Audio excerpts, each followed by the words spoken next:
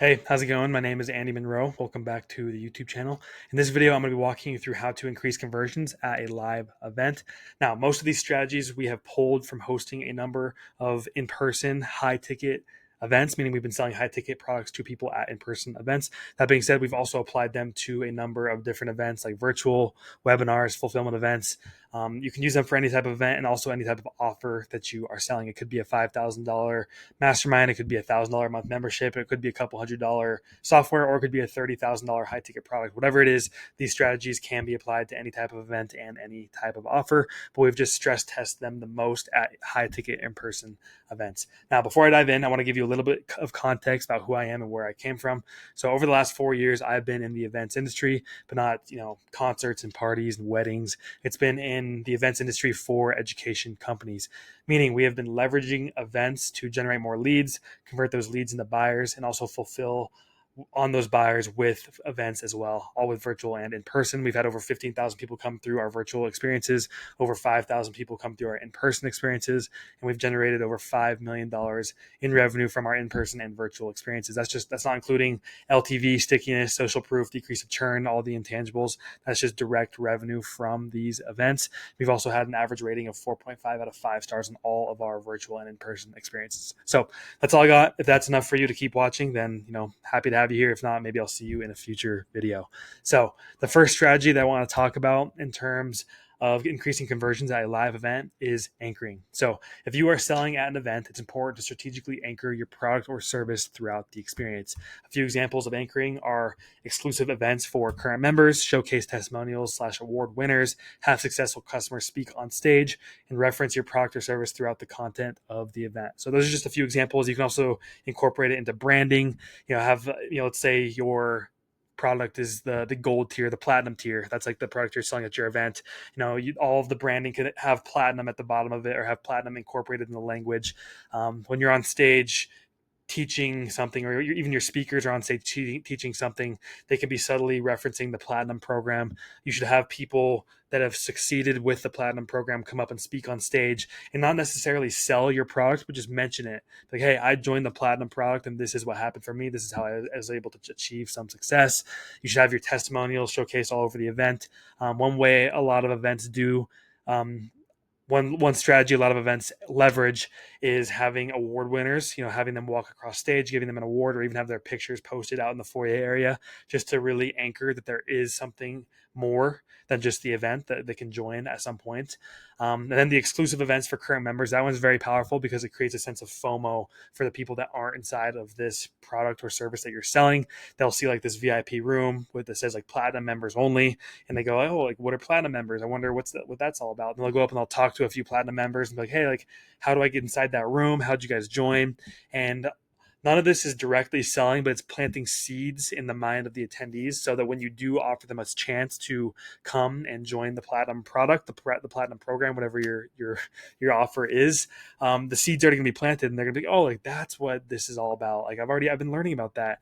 And if you have planted the seeds correctly, then they're going to be more keen to join the program because of all of the benefits they've seen and all of the positive case studies and all the positive examples of people that have used the product as well. So intentional anchoring is a very powerful way to increase conversions at an event. Up next is experience design. So people will not buy your offer if they're having a bad experience at your event. Now, and this is probably one of the most overlooked aspects. A lot of people focus a lot on sales, and like, selling on stage is so important. It's like you have to be such a scientist, and it's such an art. We have to focus all of our attention on selling from stage. But if you're not creating a good experience for your attendees, then it doesn't matter how good of a salesman you are. They're not going to buy your product because they're going to be so pissed about how bad the event is. So make sure you invest the time into the actual planning of the event to ensure a smooth and enjoyable experience. And if you don't have the time, then just hire somebody else. It's not worth trying to plan the event yourself just for it to be a bad experience, just for you to miss out on sales, when you could have just hired somebody that's really good at creating experiences for people so you can focus on, being the content creator, being the face, whatever it is that you do, just doing what you do best. Like, hire somebody that knows how to plan events so that you don't have to focus on it and potentially create a bad experience for your attendees. And a few aspects of the experience design are a big one is registration, making sure that the registration process is smooth and seamless for your attendees, making sure everyone knows where the food is, where the bathrooms are, where drinks are, making sure they like seamlessly flow through the event and the experience, making sure your branding shows where everything is, the merchandise is high quality, that everybody has the proper information that they need. There's just so many things that go into event planning. So just make sure you are not overlooking the actual experience, because that will decrease your conversions more than anything. Up next is scarcity. So when you're selling out an event, you need to give the audience a reason to buy now. So like, why should they buy now instead of buying next month? Here are a few different ideas. You could have limited spots. You could do added bonuses. You could do price increase. This one you need to be careful with, just because if you already have people inside of your, let's keep rolling with the platinum program example. If you already have people inside of the platinum program and you say you charge them 30 grand to be in there, and if you offer these other people to join at 20 grand, you might piss some people off. Just be careful there. You could do it where the price will increase after the event, so they still get in at the 30K price point, but you're going to increase it to 35K after the event. Whatever it is, just make sure you engineer some type of scarcity into your offer.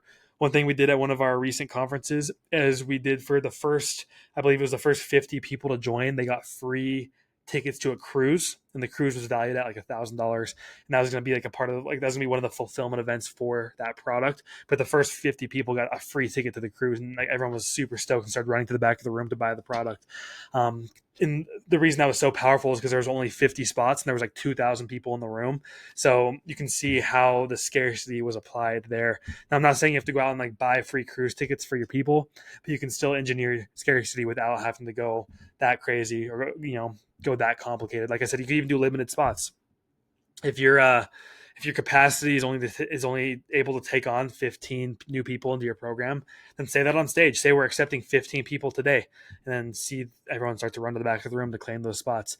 And make sure that the scarcity is authentic. Fake scarcity can be sniffed out right away. So if you do genuinely only have 15 spots, and say that, but if you can really take on like 100 people, then don't try to come up with fake scarcity, just because people can notice that, and it's also just better to be honest and transparent with your audience. If you believe in karma, that gives you some good karma for the future. Now, number 4, the fourth strategy I want to talk about is having high quality attendees in the room. So having higher quality attendees in the room can increase your overall conversions. Here are a few ways to increase the quality of your attendee. You can have paid tickets instead of free. Now, most people do charge admission to get into in-person events, but this could even be for virtual events. If you have a bunch of people attending your virtual experiences, but the quality just isn't that high, you can consider having a small price point, a small barrier of entry to enter into your experience. That'll already cut out most of the people that wouldn't be that high quality. If someone's willing to invest money to come and attend your experience, they're going to definitely be a little bit higher quality. Something else you can do is incorporate VIP tickets into your value ladder. So you could have GA and VIP. We actually found that VIP ticket holders are more likely to buy the upsell. So if you add in a VIP price point, the people that are going to be buying this ticket are going to be much more higher quality than anybody else in the room. And just based off of our data, they might be more likely to buy your offer as well. Another thing you can try out is an application process. We tested this for a few of our events. But basically what you do is you just qualify. You have people apply to get into the event. Even if you just auto approve everybody that goes through the application process, just the fact that there is an application is going to defer a lot of people from even trying to get into the event. They might assume that they're not qualified enough, or if it's the effort, they're like, I'm just not going to do it. But those aren't the people you want in your room. If someone's not willing to apply to come to your events, then that's not the person you want to come and attend your event. So you can consider having an application process in place.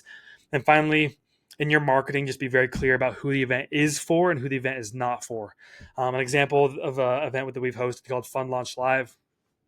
We could have advertised that event. It's just like, learn how to make money, come learn how to make money, maybe come out to learn how to make money investing. And then at the event, we talk about funds, and, maybe some people would be interested, but most of the people in the room would be like, okay, this is, I just came here to make money fast. Like, what is this? And that would be a result of not very clear marketing. However, in our marketing for that event, we make it very clear that this event is for emerging fund managers and only for people that want to come and learn how to launch and scale investment funds, which is a much smaller niche. But that means that the people in the room are much higher quality and they're in the right frame to actually learn. They're not just there to make a few quick bucks off of like a make money online scheme or, trading options or whatever it is. So those are just a few strategies. And finally, the last one I want to talk about is over delivering. And this is the most effective strategy for increasing conversions at a live event. The give ask ratio at an event should be 10 to 1, meaning you are giving way more than you are asking. Once the event becomes too salesy, the audience will check out. I'm sure we have all been to events where you go, you show up, and every single speaker on stage has a pitch. Come join my community, come buy my product, come buy my book, whatever it is. By the time the third or fourth speaker rolls around, everyone's exhausted of being pitched. At our events, we only allow one person to pitch, and that's the company that's hosting the event. And we only allow not one to two segments for a pitch. We like to do, if it's a 3-day event, we like to do an emotional pitch for the emotional buyers and a logical pitch for the logical buyers. But that's for a 3-day event. If you're doing 2 days or 1 day, then just have one pitch. You don't want to have a repeat pitch because people are going to associate it as a sales event and they're not going to think they got their money's worth. They're going to be like, oh, I just bought this ticket to come get pitched.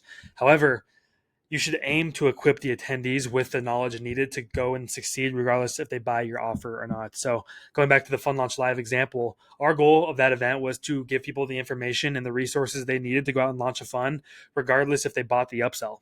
That being said, the upsell would make their life a lot easier and maybe make them launch a fund faster and do it in a better way than if they were to go do it on their own. But we wanted to engineer the event to deliver so much value that they would be able to go out and launch a fund on their own, regardless if they bought our product. And that's why a lot of people come back to that event, is because they see it as such a valuable experience. And the last thing is, people are going to associate the value of your event with the value of the product they're buying. So if you don't deliver a lot of value at the event, they're not going to assume you're going to give them a lot of value if they go and buy your upsell. However, if you over deliver and give them a ton of value and over exceed their expectations, then they're going to assume the same for your product, and they're probably going to be more likely to upsell. So a quick little recap, just going to go back to number 1. So the first one is anchoring. Strategy number 2 is experience design. Number 3 is engineering scarcity into your offer. Number 4 is having high quality attendees in the room. And number 5 is over delivering, making sure you just give a ton of value to your attendees. So these are 5 strategies we have used to increase conversions at our events. And these are 5 strategies that you can go and apply to your events. If you are an educational creator, or if you own an education company and you want to learn how to host better in-person events and maybe yield a better return or just create a better experience for your customers, go down to the description and click on the link below. I have a community and some free resources for you. If not, thank you for watching. Make sure to hit the subscribe button, drop any comments of content you want to see in the future, and I will catch you in the next video. All right, thanks.